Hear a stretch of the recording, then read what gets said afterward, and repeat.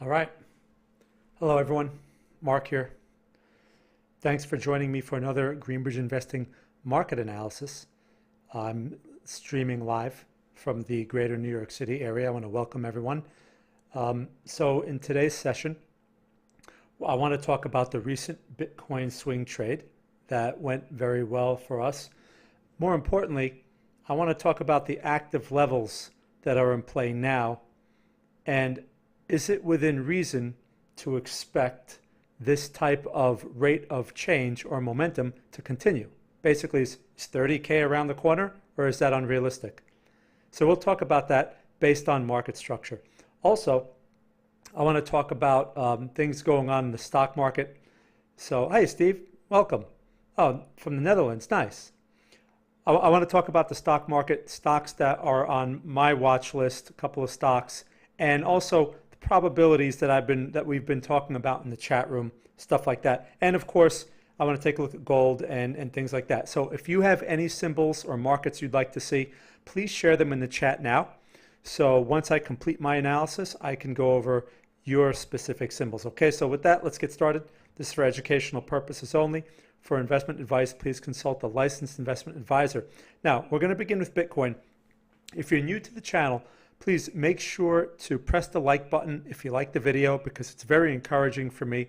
Also, also subscribe to the channel so you get an email notification from YouTube, and check out greenbridgeinvesting.com. We have a swing trade signal service by text, by email. We also have portfolio management ideas by email, and we have a chat room, like I just mentioned, where we share lots of insight and updates to our ideas and all kinds of things in there. We have a great group of people that are in there, and there's a lot of perspective that you can gain from that. Okay, so with that, let's go into Bitcoin. By the way, we do have a free chat room as well. So if you want to check that out, you're welcome to visit our free chat room and ask questions. We have a 7-day free trial. Just go to greenbridgeinvesting.com. I shared a link in the chat. So, and there's also a link on the lower portion of this in the YouTube video section. All right, enough of that. Let's get into Bitcoin. Now, so let's talk about the swing trade. For those of you that were watching on Monday, and if you watched any other type of analysis that I do, we talk about stuff on TradingView as well. I talked about the setup, and that was back here, okay? The actual trade that went out was on Wednesday, the Wednesday of the week before, which I believe was December 9th, okay? You had 3 days to set those orders up. All of our orders are preset in advance, okay? So are the buy stop, which is the entry, the stop loss, and the 3 targets that we have, it's set up the same way every time. In this case, you had 3 days to set that up, okay? On Saturday, it became active, and since Saturday, it just went straight to all 3 of our targets.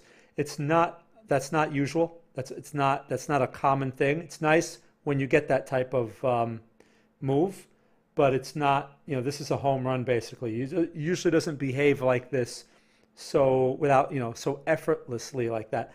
The other thing to keep in mind is on that Friday, there was actually a second buy signal right here. Okay, this pin bar right here. We didn't call that again because we had the previous order in play, and there was really, it was a couple of 100-point difference. Okay, it could have made for a better reward risk, but people that are more advanced and understand how to make those adjustments, you have that choice. But either way, the trade went to all 3 targets. The reward risk on this trade, by the way, was 2.5, which means we were risking 1 to make 2.5, right? So if you had, for example, if your risk was $100, you would be risking 100 to make 250. Right? So reward risk of 2.5 is pretty good. Anything over 1 to 1 is pretty good. We'll take over 1 to 1, 1.5 to 1, 2 to 1, that kind of stuff. So now let's talk about this momentum, and let's talk about the levels that are in play. So first, the levels. So one thing that I was saying the week before, if you watch my videos, if you want to go back, I was saying in order for our trade to work out, it was required that Bitcoin clear the 20,200 area. There was a reversal zone in that area, okay? And if price had failed, I told our members, watch that area carefully for a failure. If it If it shows up, then you can adjust. But guess what? It never showed up. It closed decisively through the level, right? This candle closed right here was at 21,356 or 365. So that's a decisive close, way above. That's what you want to see. That's a breakout. Now, of course, you have to be in it before that occurs, right? We were in it way before. This is once the breakout occurs, you have everyone piling into it. The herd mentality people on the Robinhood platform, people watching the news, people who don't know any better and react. We need those people because they drive the price. Also, you have people that short this thing because, I don't know why they short it, but they do. And they get squeezed. And, all that buying leads to this. Now, it could have been, this could have been a catalyst of some type of news event. I don't know. I don't pay any attention to the news. Okay. I only look at levels and I look at price action. So now, our targets, right? We had one at 19,880, which I wanted to reduce our risk by 1/3, just below the 20K resistance, just in case there was a fake out. Hey, HS, good to see you. Then I had one, in the 21,660 area, and then I had, or 680, I'm sorry, and then we had 23,680, okay? Those were our three targets. So your average profit is going to be the middle target. That's really what we're looking at, okay? And that's after all three are reached.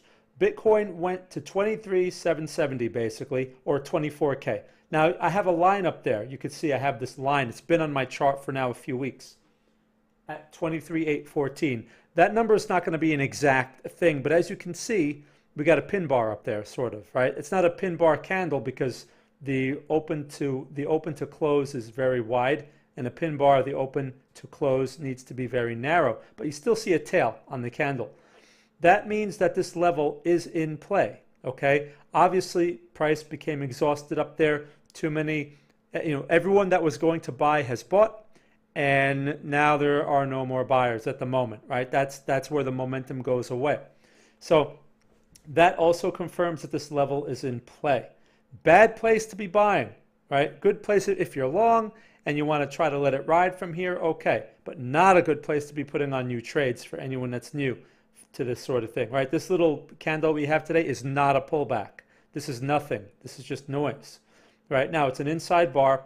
If we take out the high of the inside bar tonight or tomorrow, it's possible that we can clear that 24K. But the thing is, we have some price action that's warning us here that this is a recognized inflection point, at least at the moment, which means it's a high risk place to be putting on swing trades for one, right? So what we need now that we're out of the market in terms of swing trades, and we need a new setup, we need to wait for a support level.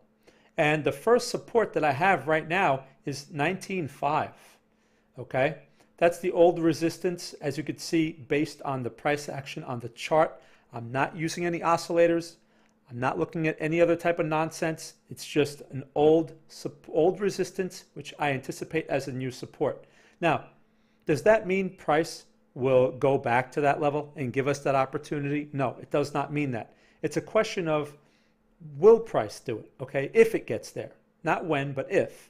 If, great, then we have a potential opportunity. If that level is cleared, we're looking at 18.5.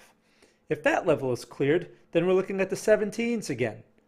Now, again, that might seem extreme right now because Bitcoin's so strong, and if you read any news or go to any other forums, people are going to be saying, oh, Bitcoin 30K, oh, Bitcoin 50K, oh, I'm a genius, right? They're going to be saying stuff like that. And the next question that I want to answer is it realistic to believe that for the short term? Now, look, the long term, this is a breakout. This is a higher high. And sure, it's a strong market. So I believe higher prices are possible. But from this point, as a short-term oriented trader, I would want to see a pullback to a support. Like I said, those are our support levels that we're looking at over the next few weeks. One thing to keep in mind, and this is where something like Elliott Wave can be useful. If we do just a basic wave count from the bottom of this move, the bottom meaning the March bottom, okay? This is the bottom of the move back in March. So from March to May is basically your wave one, right? And then from May to basically August, we can say is a wave 2.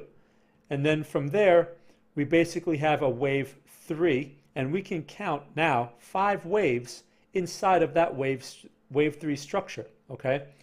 Typically, a wave 5 typically is the most vertical, most dramatic. It's usually a very dramatic wave. Wave 3s and wave 5s can be very dramatic like this, especially when they're about to turn.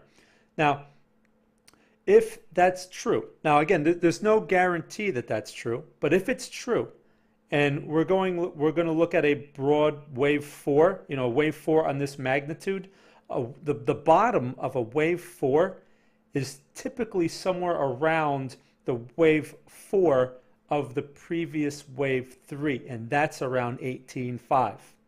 Okay, that's where that is. So this is, if we go into that broad wave 4 type of consolidation wave, the bottom of it could be there.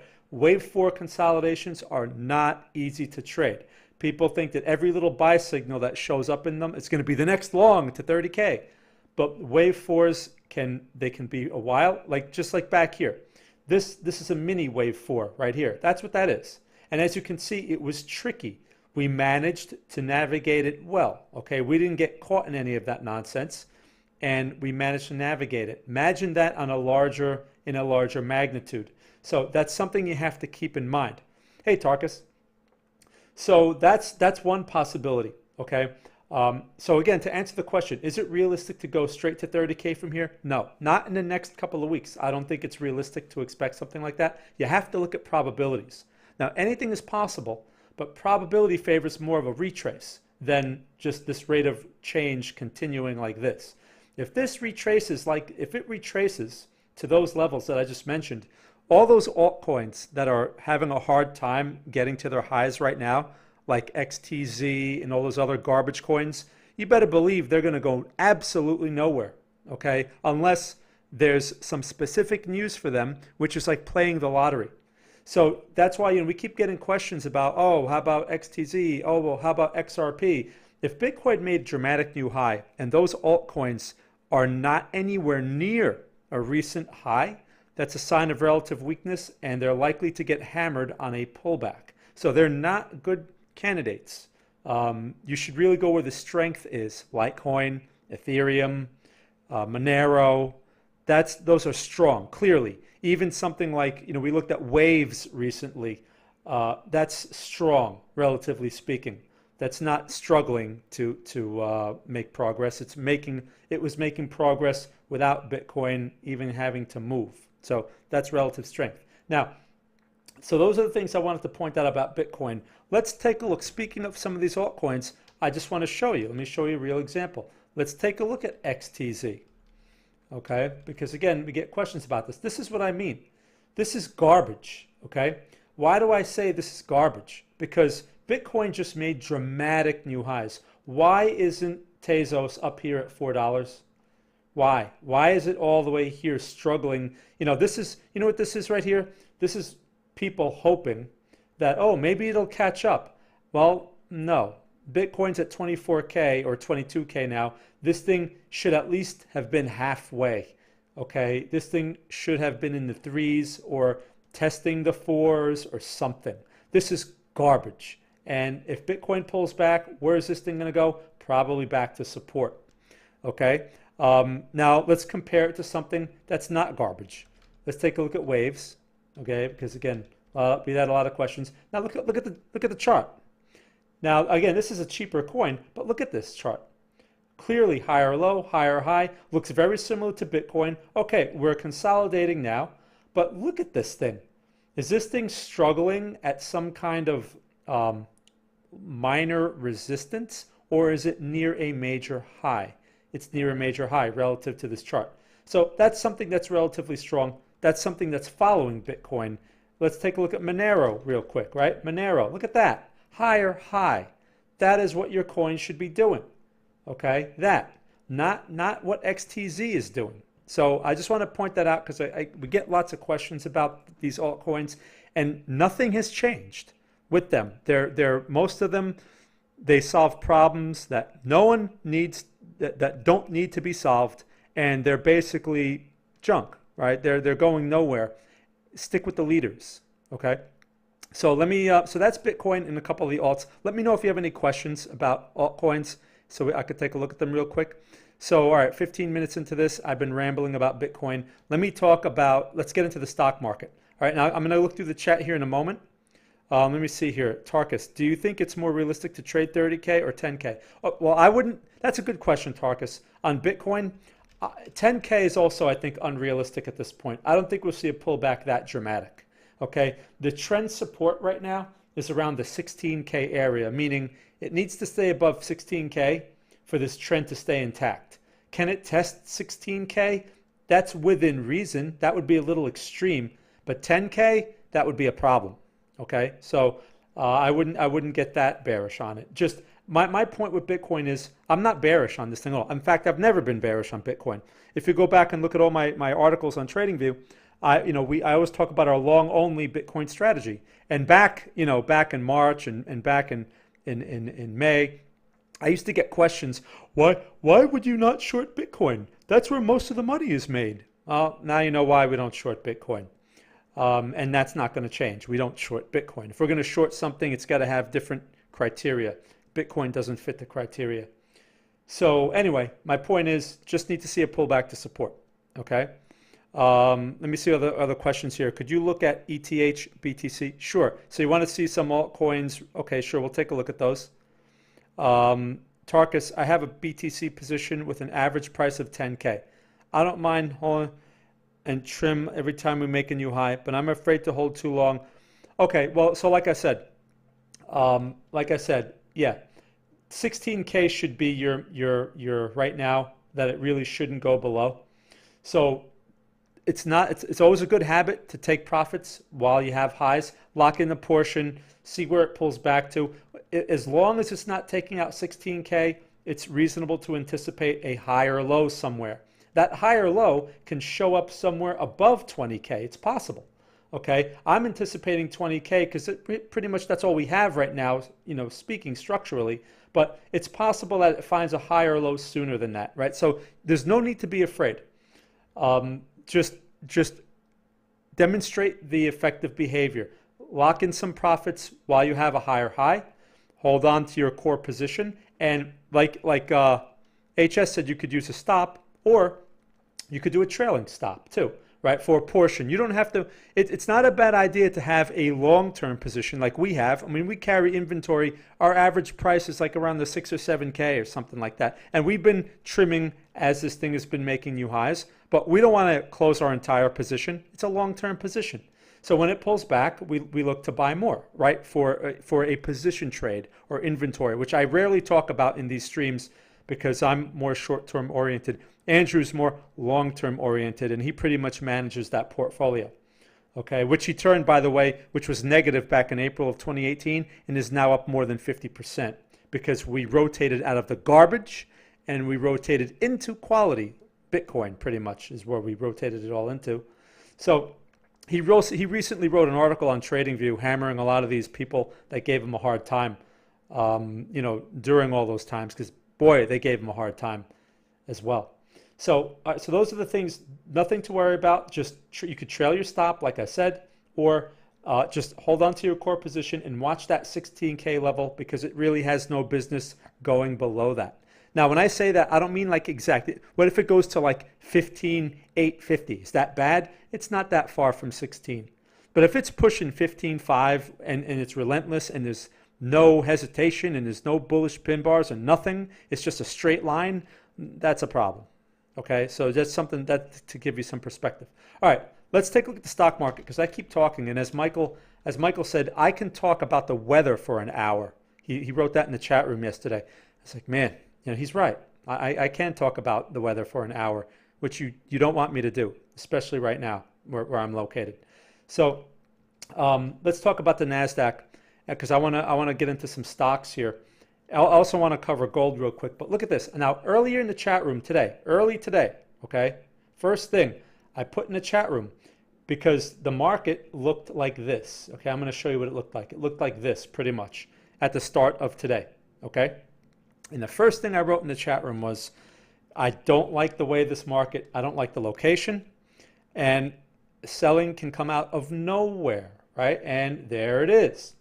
Now, the market closes here in what, a little more than 30 minutes. The NASDAQ is at 12,639. It's on its lows.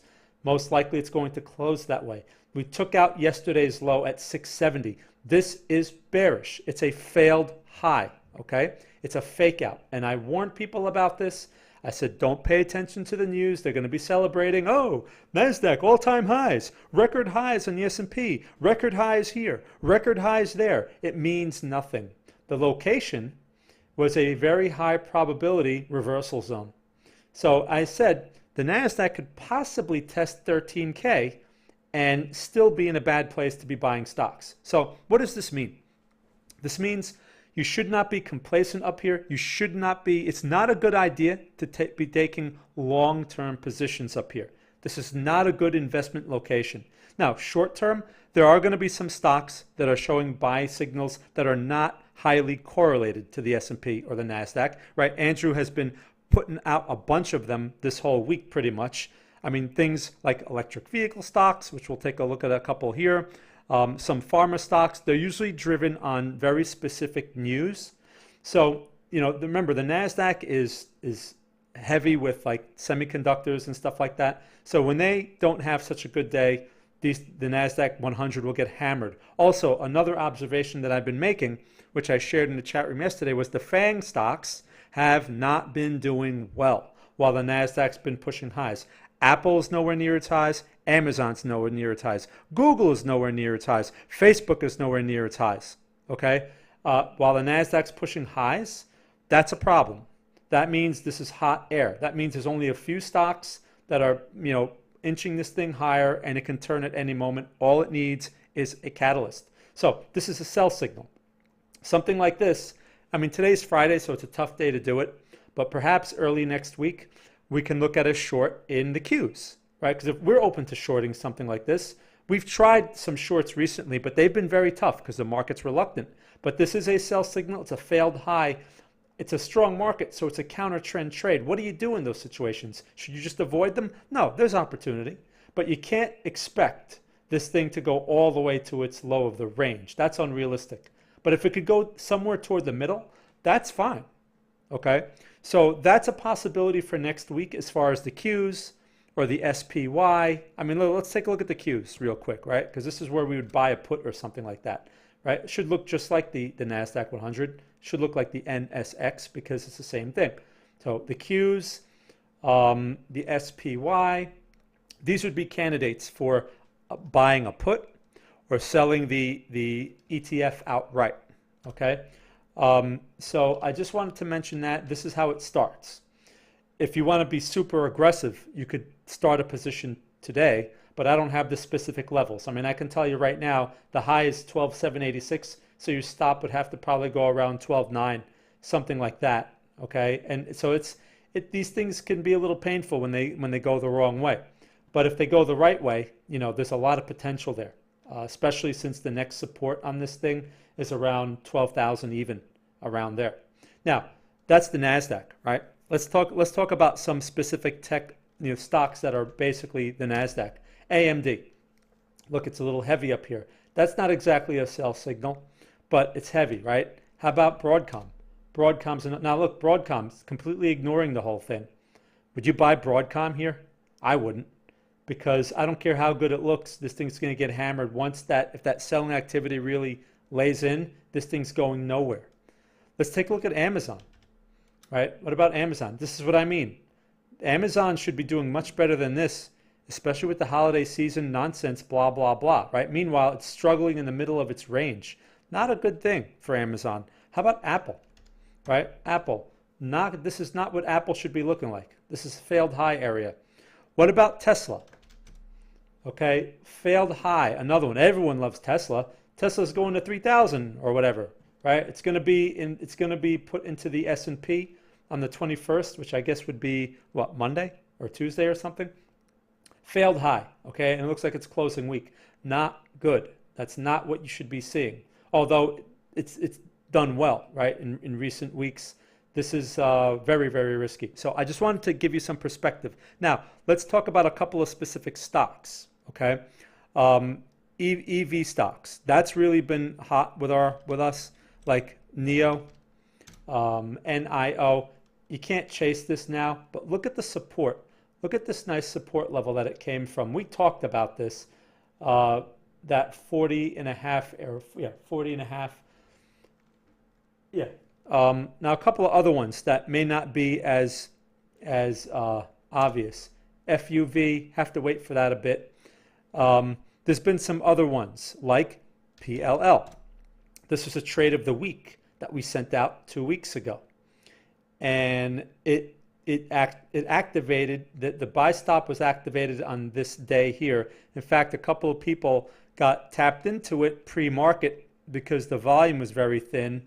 And even though the market had not reached the level intraday, pre-market had reached the level, and a bunch of people got into the stock, and they're like, I don't understand. Well, pre-market, you probably shouldn't place orders pre-market, because then you can get caught in that type of situation. Now, it never went to its stop, and now look, it's trying to do its thing. Okay, it came off this support, and what's today's close? 28.01. And our first target is 33.80. So it's on its way, but this is a higher low. So those are a couple of stocks that are showing promise. Now, Aurora Cannabis. No, I don't want to see that one. I'm going to get to the chat here in a second, but there was another EV stock that I wanted to point out, and that was, PPL was one of them. Okay, the other one is WWR, Westwater Resources. Now look at this. So in recent times, it looks similar to PLL. Look at this price action from yesterday, okay? And the day before. I like the higher low. I like the little pop. And you can measure your risk from here, $4.38. If this thing pops, I mean, $7 is not unreasonable over the next couple of weeks. And if it really goes nuts, this thing can push 10. Now that looks good, right? But let me point something out before you get too excited about it. If you look back at this thing, and you look at this, where this thing came from over the previous few years, I mean, look at this. Look at this. This thing was as high as, let's see, 50, 70, 90. This thing was very high a few years ago. It was over $160 back in 2017. So just something to keep in mind, right? When you see a stock like that, there's a reason why it's given back all that value. So, but anyway, this might be a good options trade. Actually, in fact, I don't know if they have options, but it's got potential is my point. Okay, and it's an electric vehicle stock, and it's not going to be as sensitive to the NASDAQ, comparatively speaking. Now, let me do that now. Let me see how I'm doing with time. I want to answer your questions. I know I talked too much, 30 minutes. Okay, I just want to go over one more thing, and then I'm going to get to your questions. Okay, so I want to take a quick look at gold and the dollar. So we didn't call this trade because I called the euro instead. Gold today closed at 1880. I warned people that this was a risky area to be buying gold right here because it could fail. But the 1840 right now is a support. Okay, it's 1840. If we can get it set up there, I would be open to buying gold. Now you could buy stocks. You could buy the CFD. Okay, we have been buying stocks. I know NEM's been on our radar. WPM, Wheaton Precious Metals. We've been getting involved in these, but that's the place to look for gold. Okay, the euro today pulled back a little bit too. Had a trade I sent out the trade in this.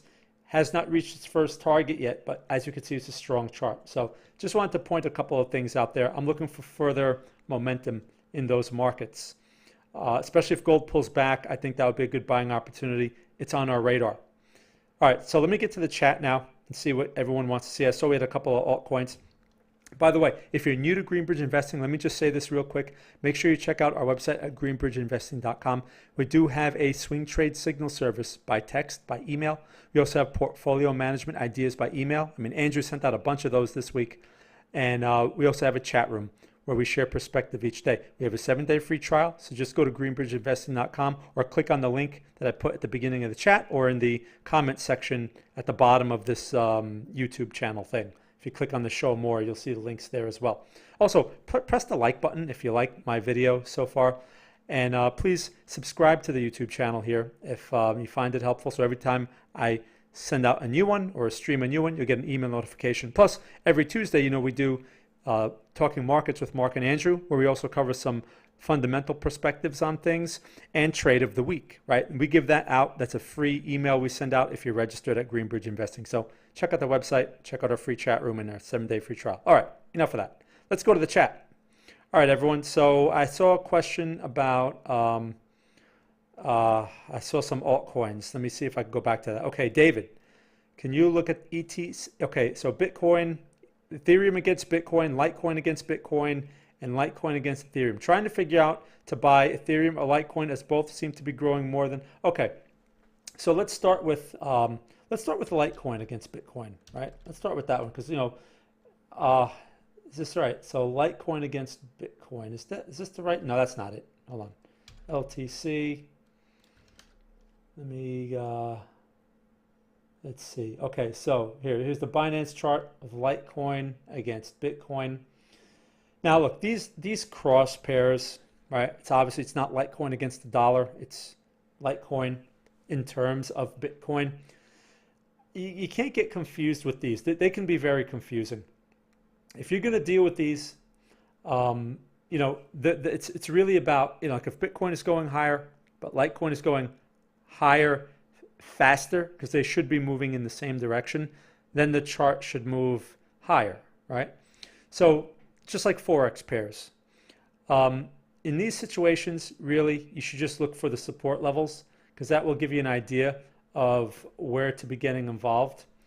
I don't like these. I don't like cross pairs because again, I'd rather just go to the dollar or something like Tether or just a stable coin rather than in terms of Bitcoin because there's too much movement, right? Way too much movement. It's like comparing a cross pair in Forex to a major pair. And a lot of times they just don't make any sense or they do, but you're better off against the dollar. So anyway, my point is this. Look at the support levels. Like right now, you're not really at a support level. So the rate of change on Litecoin may be slowing, which makes sense. If you look at the dollar chart, it's exactly what's going on. So you want to wait for the exchange rate to be, you know, somewhere at a more attractive place. Now, if Litecoin continues to appreciate faster, which again, that's not a very likely scenario, okay? And here's why I say that. Bitcoin is the leader. Litecoin is not the leader. Now, if you were asking me about like Monero against Bitcoin, okay, well, Monero's been doing its own thing, so that makes sense. But Litecoin has not. So if Litecoin can't lead, then basically on this chart, you'll probably have an opportunity to get it at a better price, okay? So keep that in mind, which is 0039 Bitcoin, okay, 0.0039 Bitcoin, because these things basically stay range bound. So you just buy the lower part of the range. Because remember, they're moving together. Okay, Litecoin is not on its own. None of these things are on their own, really. It's only a couple of coins that have been proven that. Now, let's take another. You said you wanted to see Litecoin, Bitcoin. So Ethereum is going to be the same story, right? So we could take a look at Ethereum against BTC. Ethereum against Bitcoin, right? It's the same story. Look at this. So what this here means is Ethereum is moving at a rate faster than Bitcoin, right? Bitcoin is moving at a rate faster than Ethereum. If that's the case, then this thing should go lower, right? That's what's going on here. It's just total confusion. So I say keep it simple and use the support levels. In this case, 0.026 Bitcoin would be a good place to make that exchange, for Ethereum in terms of Bitcoin. These things don't trend very well, right? I mean, yeah, you could say, okay, look, back from May to October, that was a trend, but again, it's about the rate of change between the two currencies, not necessarily its own trend or price momentum trend. It's the price momentum of two moving things, too many moving parts. All right, now one more question. So LTC against ETH, right? LTC, ETH, and again, we'll take a look at a Binance chart. So it looks exactly the same, almost the same as the LTC against Bitcoin, right? I mean, obviously, Litecoin is moving at a faster rate than Ethereum. Don't be confused by these. Don't buy them at highs. Try to buy it at a low. It's the rate of change. If anything, use the dollar really as your basis, which these charts kind of become irrelevant. I mean, look, if we look at Litecoin, look at Litecoin. Wow, is that Litecoin today? Wow, look at that, right? So it's trying to pull back there with Bitcoin a bit. You can't expect these rates of change right now to sustain themselves. So just like Bitcoin, we anticipate a pullback there. A reasonable pullback to Litecoin would be around that $89 area. And that's probably where you'd want to be looking to get involved, and even in terms of another currency. All right, so I hope that answers your question. Man, I talk too much. All right, let me move on to the next one. Thank you for asking there. Okay. So and while we're at it, let's see I'm trying to catch up on the chat here. I'm just behind. So Tarkus, okay, so we answered that. Tarkus, will 20K be good to add position? Okay, so Tarkus, to answer that question about Bitcoin, is 20K a good place to add to position? It's the initial location, yes, but it all depends on the price action there, right? There's no point in putting on more if it just blows through the level, right? Why buy it at a price if you could get a better price? Why So if it can hold 20K, sure, put on. You're not going to get 20K exactly, but if it holds, that's a good place to add. If it clears it, 16K or 18.5 would be the next levels to consider. But you need some sort of setup, even for swing trades. Like Andrew just likes to step in front of it, but I like to see something because I can't tell you how many times I've seen a level that, oh yeah, there should be support there. And it just blows right through it like it wasn't even there. And you could get a better price. So it often pays to wait for the market to prove itself, okay? HS, what do you think about XRP? All right, XRP, USDT. So XRP recently tried to do its thing, but I don't like the way it's behaving. Now, this consolidation is, okay, it's a higher low consolidation, which is a bullish sign generally, but there's relative weakness in this, and I don't like it. Bitcoin is at 24K. This thing should be above 78 cents. This thing should be, relative to Bitcoin, this thing should be at $1. Okay, that's where it should be. Why is it not at $1? Why is Bitcoin at basically, why did Bitcoin go to 24K and this thing can't even get to that previous high right there and not even a major high? That's a problem. So we can see further consolidation in this thing. Perhaps some news will come out and get it going because that's what these things need. They need specific news. That's why I don't like them, because they don't act relatively well to Bitcoin. All right, if they were able to move on their own, then I would be more optimistic about them, right? Just like electric vehicle stocks. They can do their own thing. They don't need the NASDAQ to make new highs because a piece of news can come out. It's a hot sector, a lot going on there, and you can get a vertical move on one of those things. A lot of potential. These things, they're just junk. Okay, they don't even produce anything of value, most of them. So just something to keep in mind there. It's not acting relatively strong. So a chart is going to be of little use, even though you could say, oh, there's a buy signal and blah, blah, blah. Buy signal, sell signal, it doesn't matter. This thing should be much higher relative to Bitcoin. So if Bitcoin has a significant pullback, if Bitcoin goes to 20K, where is this thing going to go, right? I would expect that this thing would break 41 cents. That's what I'd expect based on this price behavior. Okay, so just something to keep in mind. Is this a long-term play? Well, if you believe in what they do, but I wouldn't overload on this. I wouldn't overload on these because they're like lottery tickets. It may work out, but charts certainly won't be helpful. Okay, so Stephen, Litecoin. All right, so we'll take a look at Litecoin again. I'll take a look at a more detailed perspective of it. So now, again, Bitcoin made a nice move. Litecoin made a nice move. I mean, today's high is 112.69. Okay, That's what you need to see. Higher high, and it's a significant high. It's not struggling with any kind of, previous little resistance. It cleared it, and it's spectacular, right? That's what you want to see. Same with Ethereum. So again, you need to see the pullback. $89 is the support right now, just like 20K is the support for Bitcoin. Will Litecoin pull back to that? Possibly. So we have to see. If not, I want to see some sort of consolidation, some sort of higher low. I wouldn't touch it with this kind of candle. I wouldn't touch it. If you're in it, hopefully you've locked in profit along the way, especially now. Okay? Definitely, when you see these type of moves, take something off the table. A consolidation in Litecoin can look like this, right? What's the high to the low of that? The high is $94. The low is $64 in just a couple of days. That's like 4 days in there. So keep in mind, that's how this thing can move, right? So it's wise to take something off the table. Imagine if you were taking something off the table every time it made one of these pops, right? And then you bought some back when it pulled back, right? Then it gives you a much better average price, if anything, or more profit opportunities. So definitely take something off the table here. And then I would keep something on because these things for the long term, as long as they're making higher highs, that's what we want to see. Bitcoin made a higher high, so I would expect a pullback followed by a higher high. Now, that pullback, like I said, could be a wave 4. If it's a wave 4, it can consolidate for a couple of months. I want you to have that expectation. Be prepared for that, because people think when someone says pullback, it's a vague phrase or vague term. Oh, pullback, one candle, and now it's going to go to 30K. No, a pullback, a wave 4 pullback, go on for 3 months.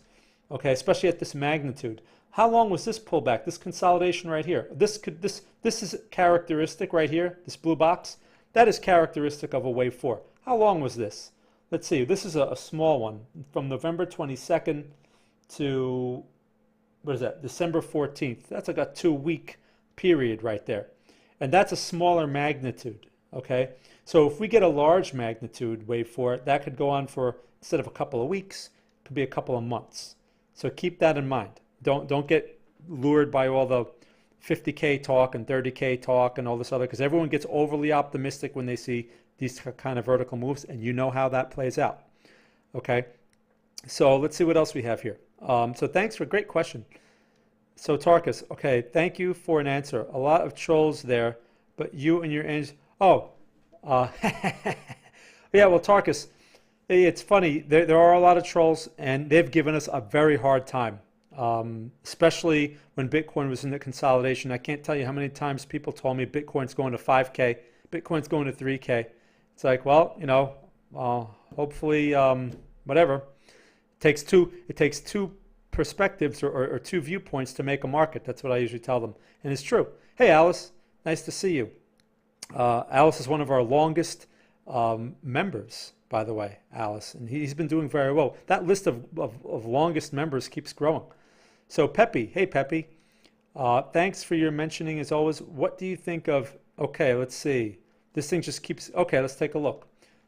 I'm not familiar with that one. So let's see. IUSDT. Oh, wow. Okay, so DeFi chain.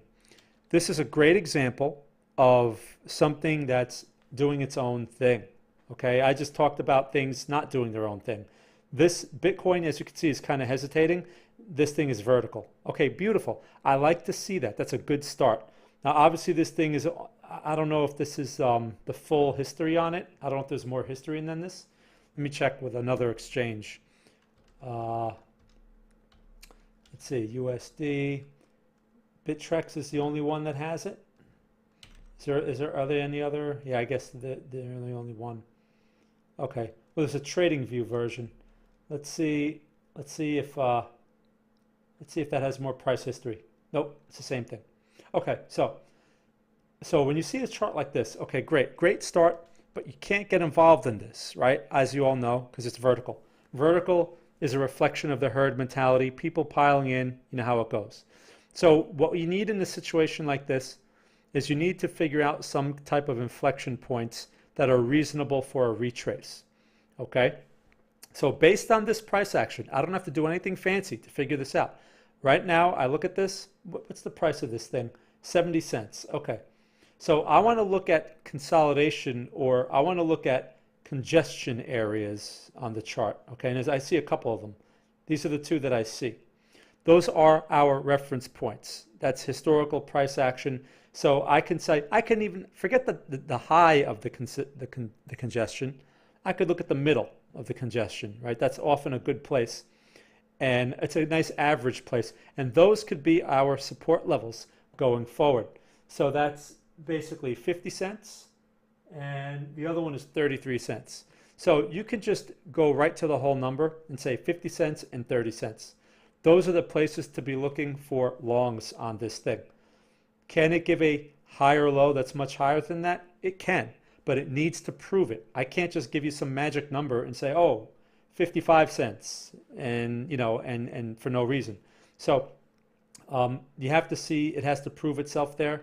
Perhaps it develops a higher low or something, some sort of structure in such an area, then we can reevaluate. But until such a scenario develops, we want to see this thing touch a historical level. And right now we can say 50 cents, right? That's your closest one, or I should say maybe low 50-cent area. So thanks for bringing this one up. I mean, that's interesting. Definitely one for the radar. Just keep in mind, Henry Raines talks about these all the time. You know, he's very skeptical about a lot of these, especially since he mentioned something about many of these coins, they just copied the code from another coin and just say, hey, we have a new coin. So just something to keep in mind with these. Consider them like penny stocks, okay? Definitely don't want to put sizable investments into these. There are plenty of good, high quality, high potential stocks out there that are regulated and have to answer to the SEC, which means publicly you can see what's going on when they release their financial statements, right? And that's a much better thing to be involved with than some coin that makes claims, hefty claims, but you have no idea what they're really doing, okay? So just something to keep in mind there. Thanks for bringing that one up. All right, let me see. I'm back to the chat. Alice, I trimmed some coins that were going nowhere. I have a question. What to do with coins like OST, IU, okay, GLM? Great question, Alice. Let's take a look. So OST, USD. You know, I've been looking at a lot of these junk coins too. This is OST. So a lot of these coins, let's just look back a bit here. Look at this. Talk about going nowhere, right? This is with Bitcoin at 24K. This thing should have at least tested a resistance of what, 3 cents or something like that. So if you have a bunch of these garbage coins, there's a couple of things you could do. You can do nothing, right? That's a choice. And maybe at some point some news comes in, like back here, some news comes in and gives you an opportunity to unload your coins for either break even or profit, possibly. You can wait for something like that. The other thing is they can go to zero. So, you know, you have those two choices. If another thing you can do in these situations is like put limit orders in the market, right? Put limit orders in advance at the range highs. You know, like in this case would be 1 cent, 138, 0.138, something like that. And maybe they'll tap you out and take some off your hands, right? That's really all you can do with these, right? It's either that or just close the position for whatever and move that money into something that's moving, right? Like Bitcoin, Litecoin, Ethereum, or some of the other leaders out there, right? That's exactly what we had done in 2018. From 2018 to 2020, it's exactly what we were doing, getting rid of these junk coins when we had the opportunity. So hopefully you don't have a lot invested in these things, but when they pop, if they pop, like again, either try to have some limit orders in advance to see if they let you out, or just wait. Okay, wait, and either it gets you out or it goes to zero. Okay, I mean that's really all I can tell you on these, because charts aren't going to be very helpful when they're doing nothing like this. So IoT, talk about hefty promises, right? IOTA, Internet of Things. Look at this, right? This is supposed to be so great. They were supposed to have the alternative to the scaling problem on Bitcoin and all this other nonsense, and here they are, nowhere. No one cares about IOTA. I think the other thing is they're a utility token, and utility tokens don't really have any reason. There's like a bazillion of them for one, and they're used to make the network work, right? So there's really no reason for them to expand or contract in value. There really is no reason for them. They just serve a function, a utility function to make the network work, basically. While Bitcoin is a different story. Bitcoin is more something like gold, a store of value, a money transmission mechanism. I mean, Bitcoin serves a number of purposes. Anti-inflation hedge. What does IOTA do? So again, something like this. Look at the recent range, and if you go back a couple of months, this thing was as high as 60 cents. So perhaps you can put some orders between here and there, and maybe at some point it'll let you out. Okay, it's either that or just get out, because these charts, again, they're not really doing, the chart's not going to help us make any determination. Other thing to keep in mind, if you're more of a gambling mood with these, is if you let them ride, who knows? Some news could come out, and next thing you know, it's at $1, and you'll be like, I got out. Why did I get out? Just keep in mind, it's a gamble. Okay, they're like penny stocks. So those are the scenarios you need to consider. And if you don't really like that idea, just close it out and prepare to move that money to something that's actually performing. GLM. Let's take a look real quick. USD. I bet it's a similar. Oh, is this right? Okay. GLM USD. GLM USD. How about USDT? Oh, it's the same price history. GLM USD. I don't know. With that kind of name, I know who the character is from the movie. I don't know. Why did they pick that guy? That guy wasn't exactly an honest character, by the way, for those who know that I'm talking about. But I mean, something like this, that looks like a total gamble right there. So you do have at least a higher low, if anything. Maybe it has some potential to do something nutty. But again, you're at the mercy of the news and any type of catalyst that comes out. Chart's not going to be very helpful for something like that. And QKC, let's take a look. QKC. And you're better off QKC. You're better off with like stock options, Alice. Like Jumia. You see where Jumia was today? $40.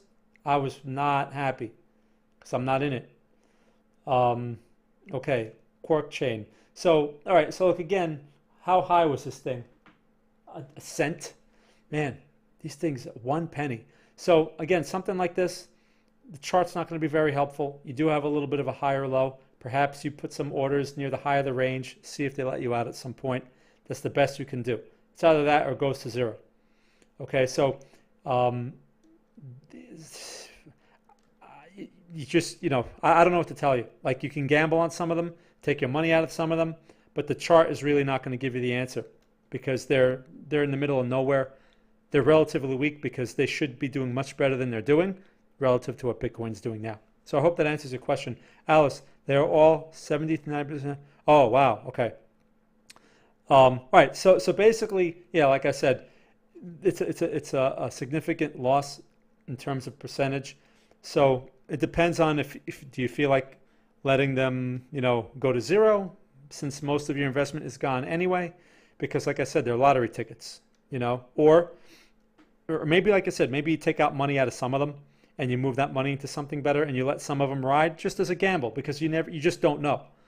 That's why I don't like these things. They're most of them, just keep in mind, most of them will go to zero, right? Just like back during the dot-com era when I started, most of those dot-com stocks, you don't even know their names, okay? So many of these coins will go the same way, just something to keep in mind. Usually the people with the advantage in these are people with the inside information. So if you could get some inside information and find out like what they're doing or when news announcements are coming out, then that would probably be a better thing, especially since it's not illegal in this space like it is in stocks. All right, Abhishek, hey, nice to see you. XRP, price went, okay, XRP, all right, without buy trade you sent, okay. Is that trade still in play? All right, so let's take a look at that one again. I don't think I have the orders on my chart for that. No, I don't have the orders. But so you're saying here it went below the stop loss, Right. So if it went below the stop loss, that's okay. Like it doesn't mean that the trade is no longer workable. So you can still work with the orders that we sent out. Okay. That was based on this pin bar. I know what you're talking about because that was based on this pin bar back here. That was based on the Bitcoin trade actually. And Andrew sent out the alternate, XRP alternate based on this pin bar. So if you want to give it a try, okay, but just keep in mind, you're fighting relative strength, okay? It may do something. The dollar area is really like the primary area where, I'd be looking to get out of something like that for the swing trade. But you have to wonder, with Bitcoin at 22K, touching 24K, why is this here? Why has no one bought this thing? I mean, people, the big players, where are they? Why isn't this thing pushing $1? So you're betting on a long a long shot there. You're betting on I hope it goes higher. I hope something turns out better for this thing or some news comes out as opposed to there's confirmation and people are buying it like we looked with some of those other coins that are pushing highs. So I wouldn't get overly optimistic with it. See, when we talk about stocks, there could be stocks in a situation like this, but stocks move on their own. Okay, a lot of them move on their own and they're driven by their own catalysts. These things are not.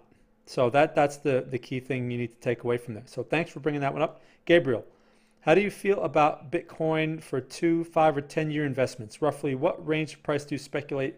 Okay, good question, Gabriel. I mean, I don't look that far out, to be honest with you. That would be a very good fundamental question. You have to believe in what they're doing. You also have to consider what alternatives can come out that can replace the technology. I mean, so far, nothing has replaced Bitcoin. Bitcoin is the first in the market, right? Bitcoin has the strongest use case. Even though there are other coins that could do the same thing, Bitcoin has the marketing value. No one cares that, these other coins can do the same thing. Everyone knows Bitcoin. Institutions have piled into Bitcoin. Okay, fine. You get the point. So as far as a 2, 5-year, or 10-year investment, there's nothing wrong with trying to play that game, but you cannot have an opinion, okay? Is believing in the fundamentals like an opinion? Sure, yeah. I mean, you have to have some sort of optimistic outlook, but use the levels and use the charts. Let's take a look at that Bitcoin chart real quick, and let's think about it from a multi-year perspective, okay? If you're going to play the multi-year game, then it's really going to be a function of size. That's how you're going to manage your risk. Now, look, we're talking right here from March to where we are now, and you see them move there. Right, it looks spectacular. But when we look back, right, to that 2018 high, everyone was just as excited back at 2018, and it went from 20K basically to 3K in 2 years. All right, so if you want to get involved at such a magnitude, the best way to do it is to start at such levels, right? You have to take very small bites because these are high risk levels. And where you want to take larger bites are where everyone hates it. Back in March, everyone hated Bitcoin. It went basically to 3K, all right, that 3K area.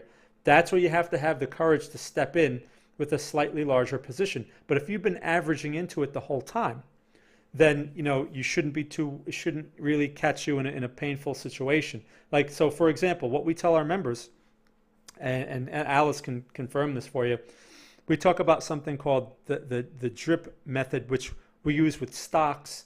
DRIP means dividend reinvestment portfolio or whatever.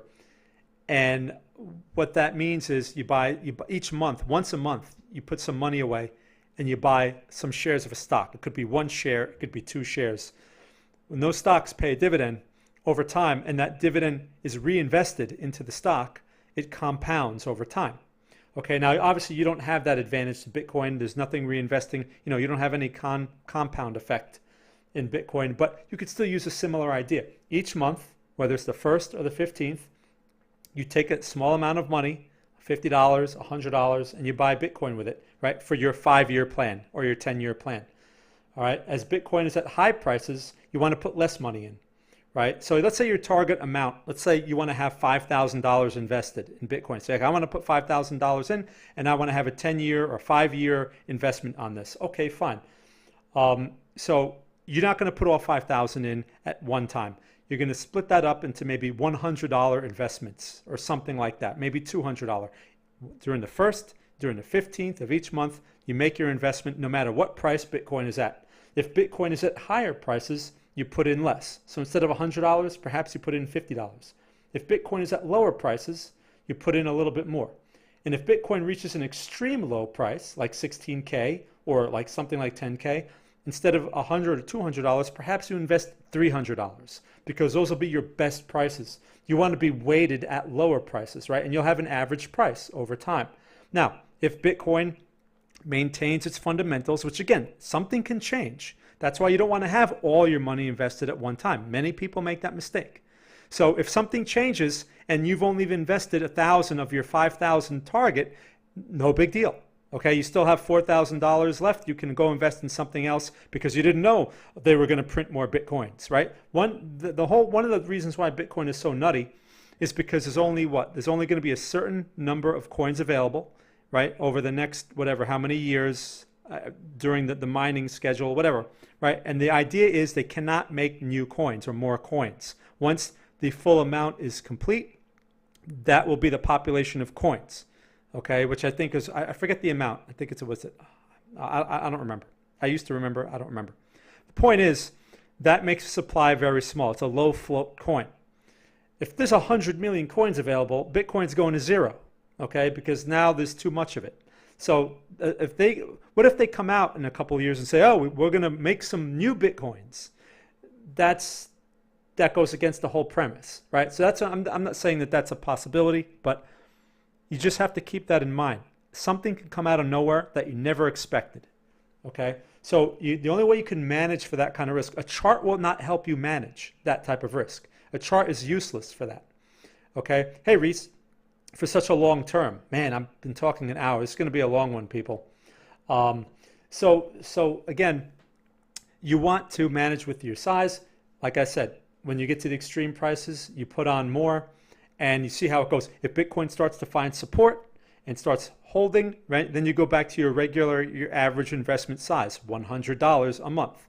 Okay, I'm $100 twice a month, whatever. One at the 1st of the month, one at the 15th of the month, or you could do $100 a month, just one time a month, the 15th of the month, whatever the price is. But like I said, you adjust for your risk based on where the location is. All right, so that's an idea, and that at least will protect you in case there's a dramatic pullback. You won't be a weak hand. You won't be like, I just invested $5,000. It's only worth $1,000. What should I do? Right? A lot of people get themselves into that situation. All right, so that's a very long answer. I hope it helps. Great question. But like I said, I am not long-term oriented, especially these streams are very short-term oriented. Okay, I'm only looking a couple of weeks out to maybe a couple of months. All right, so let me see here where I am in the chat. Let me catch up here. All right, so Gabriel, invest and forget strategy. Save, okay. So Gabriel, invest and forget strategy. Safe now to go in. That is such a good question. Okay, so just to follow up there with that one. Safe, look at the words that you used. Safe now to go in. No, this is not safe. It seems safe because, oh, well, it's higher now, right?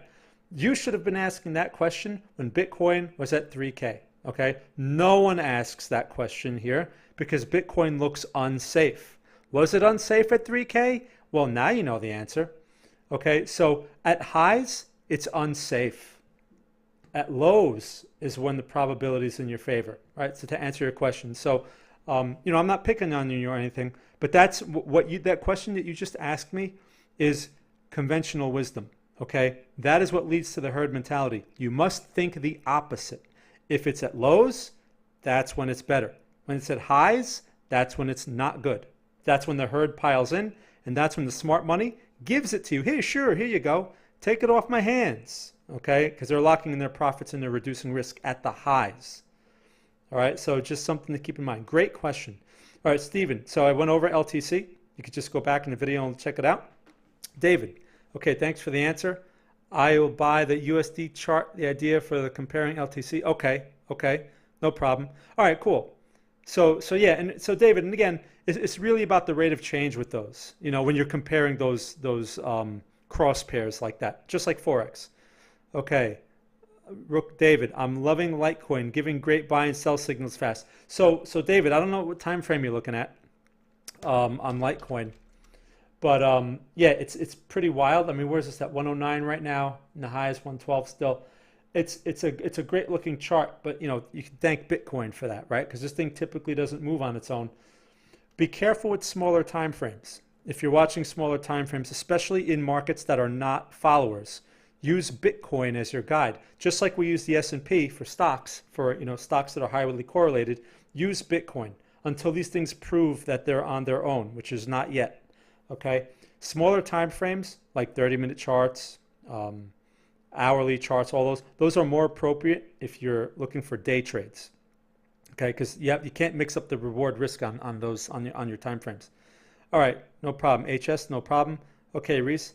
Okay, no problem. Cool. I think I answered everyone's questions. How long have I been talking? It feels like I've been talking for 3 hours, but I know I haven't. Okay, 105. Not bad. Like Michael said, I can talk about the weather for an hour. Okay, which I thought was hilarious. Yeah, no, I want to make sure I answer everyone's questions, but I also want to make this valuable to you. I tend to rant on things, and I know that could be annoying. So I want this to, I want you to come away from the stream and be like, oh, okay, like I learned a few things, and I know what to expect for the market that I'm interested in. Okay, so I hope I answered everyone's questions. Do I have any other questions before I wrap this up at an hour? Wow, I'm wrapping this up early today. By the way, if you're new to Greenbridge, please make sure that you check out our 7-day free trial. We have a swing trade signal service by text, by email.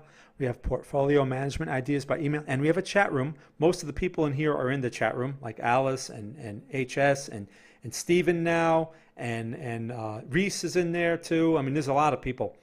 So come check that out and say hello to everyone. Everyone's very helpful. I think it was Steven had some great questions about brokers the other day, and everyone chimed in with their answers about which broker is a better broker, their experience with the broker, all that stuff. So the room is growing to a very supportive community, and that's nice to see. We have other people sharing stuff about what the Tesla situation will be like for the S&P. Great stuff, valuable stuff. Reese, do you ever buy? Okay, after, especially on Friday afternoon. Okay, great question, Reese. No, I don't buy aftermarket because there's usually no reason. Once the market's closed, it's closed, volume dries up, and I'd rather wait till the next day anyway, especially on a Friday. Fridays are a really bad day to get involved. And the reason is anything can happen between now and Sunday night when the market opens again. Let's just go back to the NASDAQ 100. I mean, look, let's see how the market closed, right? Now, just before, when I started this session an hour ago, I was talking about a sell signal, right? Look how it changed while I was talking. Do you remember the bearish candle that we were looking at? And now it's a bullish pin bar. Isn't that amazing?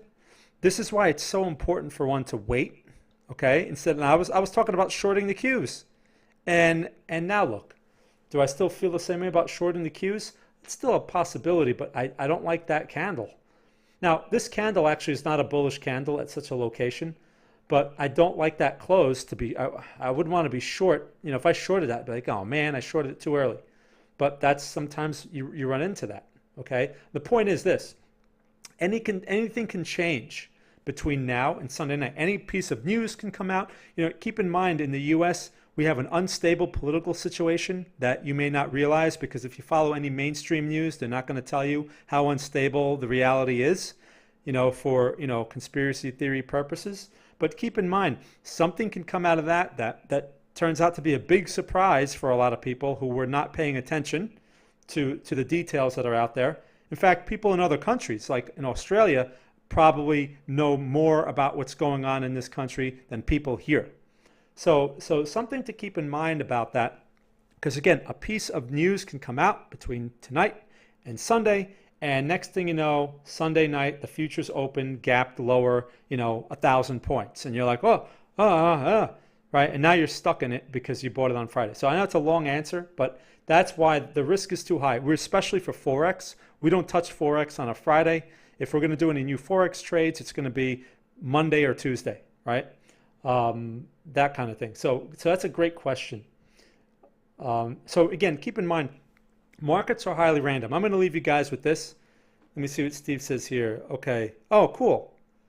Oh, nice. All right. And Ions was a trade that Andrew just called. I think it was yesterday, or no, it was today. I think he sent that one out. So he's been real busy calling out a lot of good trades. So thanks for sharing that, Steve. So I want to leave everyone with this. Markets are highly random at all times. Okay.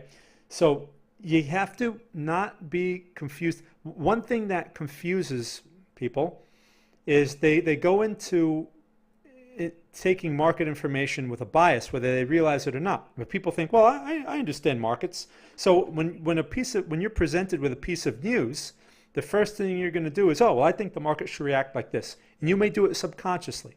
Now you're using logic, and you're applying logic that is to something that is highly random. So not a good idea to do. You have to look at probabilities. What are the probabilities in this location that the market pulls back? The probability is high that the market pulls back. Now, what will coincide with that? Well, some negative piece of news. If a positive piece of news comes out, sure, it may push the market a little higher, but do I want to get involved in an area where the probability of a bearish retrace is very high? No, I don't want to be buying anyway. This is a place to be, considering aggressive shorts. Okay, fine. So where do I want to be buying? Support levels. Right? So where are the support levels? Well, you look for a level like right there, right? That's a support level because it's an old resistance. That's where I should be thinking about buying if I'm going to be buying anything, for the next couple of weeks, if they're market correlated stocks, okay? But this rationale that I just gave you can be applied to any market. It could be applied to Bitcoin as well, all right? Because it's just as highly random. So I'll leave you with that. Guys, thank you all for taking the time to spend here with me on the stream. Thank you for the great questions and the great participation. If you haven't pressed the like button yet, please press the like button. So it's encouraging for me. And also subscribe to the channel here if you have not, so that you can get an email notification from YouTube every time I stream one of these videos. Plus, Talking Markets with Mark and Andrew, we have that every Tuesday. You get the email. Plus, we have Trade of the Week, which, again, the recent Trade of the Week was, what was the one that I just sent out? It was, PLL was the week before. I sent out Zoom, right? ZM. And look, it's kind of, look at this, you could see the trade. That's the trade idea that you get, okay? The buy stop is at 403. This thing closed at 406 today. All right, so nice. Our first target you can see is at 430, so it's got a little ways to go. Our trades of the week are based on the same strategies that we use for all the stuff that we send out to our members. All right, so you want to get the trade of the week? Just go to greenbridgeinvesting.com, sign up as a free member. You'll get the email. If you don't get it, make sure you check your spam folder, because you know how Google likes to censor. And they like to censor our emails sometimes. So, just make sure you check your spam folder, and you should see it in there. All right, everyone. So I'm gonna wrap this up. I'm gonna stop talking because I talk way too much. All right, so enjoy the rest of your day, the rest of your evening, wherever you are in the world. Again, thank you for spending this Friday afternoon with me, and I will see you in the chat room on Monday. Thank you for watching.